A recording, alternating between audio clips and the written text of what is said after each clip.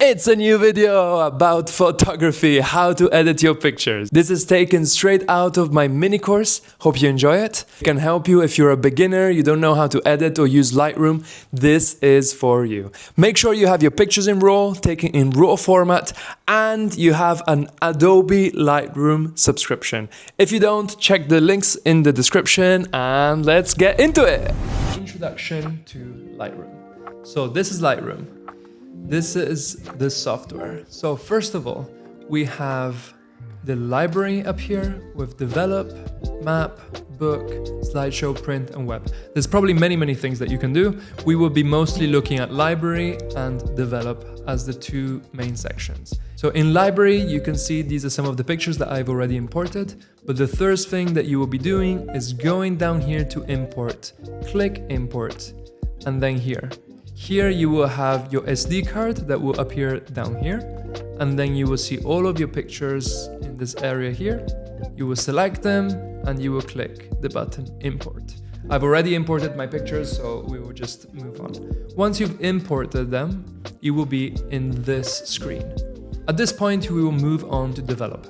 This is where we will be doing our editing and our selection of our pictures. What I usually do, it's called culling, and it's selecting the best pictures. You don't want to edit every one of your pictures. There'll probably be many of the pictures that are not too good and you want to just move on. So what you would do is I would use the right side of my keyboard and I would just go through them.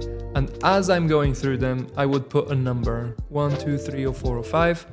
I would choose number 1. And I will rate them number 1 over the pictures that I want to edit. So let's say, as an example, I choose these pictures here to edit them. Then in the bottom down here where there's the filters, I will be able to rate, to choose only the ones that are rated. And as you notice, a couple of the pictures here on the side disappear. The ones without the number will disappear. So the first thing that you will do is you will go through your pictures, go through your whole album and select with number 1 all of the ones that you want to keep, and the ones that you're not interested, you just skip them.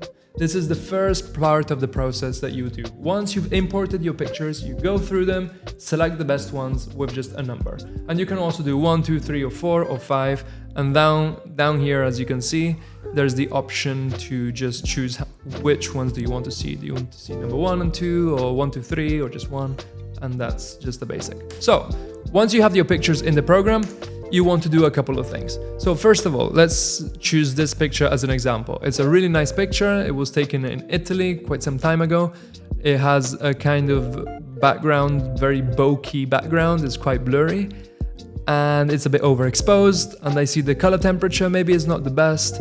So we will be adjusting all of these things here on the right side. Let's go through them one by one. First one is the color temperature. So as you remember, we were talking about 5600 and 3002. There's also many other, like the color temperature is just like throughout all of those numbers, there's always an adjustment. These are the two main ones, tungsten and daylight. But at the same time, you may have to adjust it slightly to make it natural. So the first thing that you would do, you would select a white and you would try and make it look in a normal white. So I would probably just go for, you see that this becomes very blue. When we go to around 3002, it's really blue. Then we'll go higher, 6, maybe around 6000.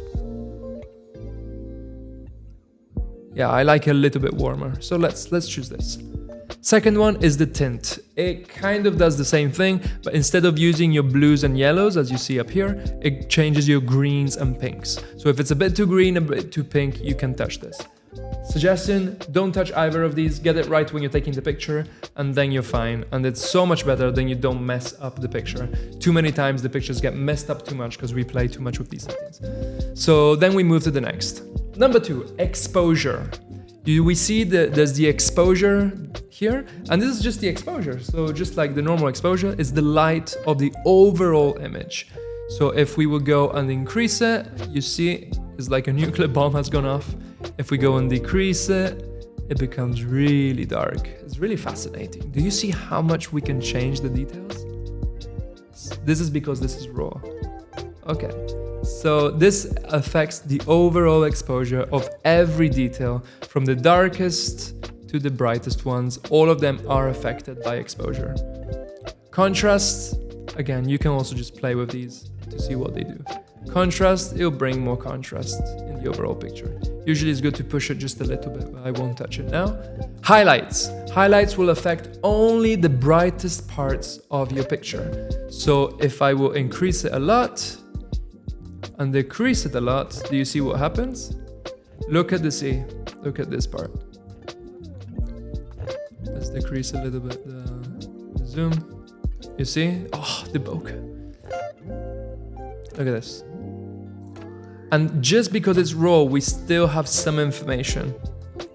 If it had been JPEG and they were like this, once you go down with the highlights, you would have no information there. Whereas we still have all of these wonderful circles. Oh, beautiful. Stop. Have you subscribed? Just please check. Did you actually subscribe? It really helps. It's so simple. It's just one click. So it's for free. So just go and subscribe. There we go. Thank you. Okay, let's go. Now we can go. So that's the highlights. Brightest part of your picture. Shadows, can you guess? It's the darkest parts of your picture. So the shadows. Do you see that it's unaffected? The bright parts, the sea does not move. Nothing happens. But the rest of the picture is really affected.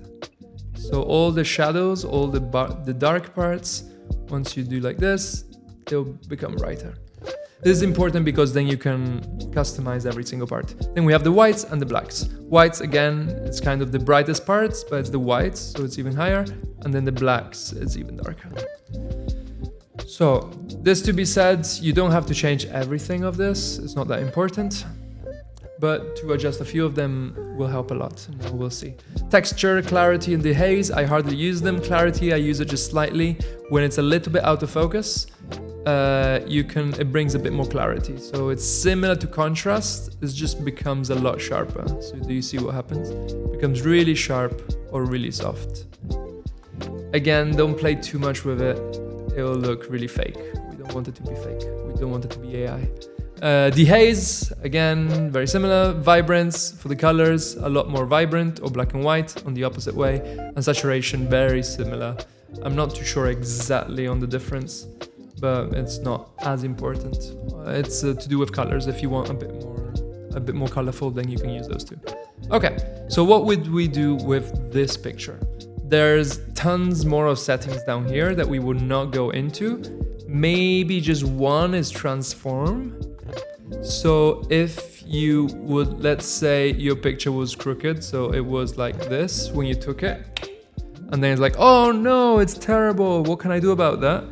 You can click level, or you can do it manually, and they will automatically just level your horizon to make it straight.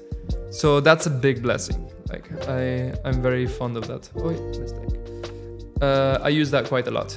So if it's slightly off, I would click level, or I would just like rotate it and using the grid, try and make sure it's nice and straight. More than that, we can look at the masking a little bit later in one of the next videos.